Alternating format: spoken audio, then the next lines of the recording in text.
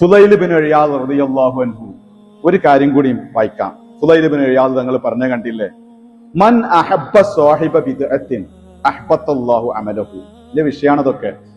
ബിദ്അത്തുകാരനെ ഇഷ്ടപ്പെട്ടാൽ അമല് അല്ലാഹ് പൊളിച്ചു കളയും. വമൻ സവ്വജ കരീമതഹു മിൻ മുബ്തദിഇൻ. പുത്തൻവാദിക്ക് മോളെ കെട്ടിച്ചു കൊടുത്താൽ ഫഖദ് ഖതഅ റഹിമഹാ, അവളുടെ കുടുംബ ബന്ധമാണ് ആ മുറിക്കുന്നത് എന്ന്. കുടുംബ ബന്ധം മുറിക്കുക, ആ തലമുറ മുഴുവൻ എന്താകുകയാണ്? ബിദ്അത്തുകാരാവല്ലേ. ഇപ്പൊ അതല്ലേ ഇപ്പൊ കാണുന്നത്, അങ്ങനല്ലേ?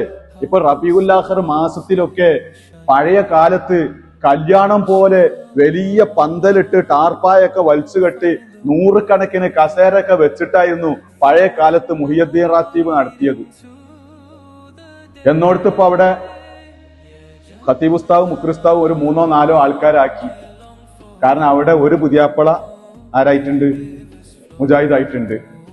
ഇങ്ങനൊക്കെയല്ലേ സംഭവിക്കണത്. ഒമൻ സവ്വജ കരീമതഹു മിൻ മുബ്തദിഇൻ. പുത്തൻവാദിക്ക് തന്റെ അരുമ മോളെ കല്യാണം കഴിപ്പിച്ചു കൊടുത്താൽ ഫഖദ് ഖതഅ റഹിമഹാ, അവളുടെ കുടുംബ ബന്ധം മുറിക്കുകയാണ് ചെയ്യുന്നത്.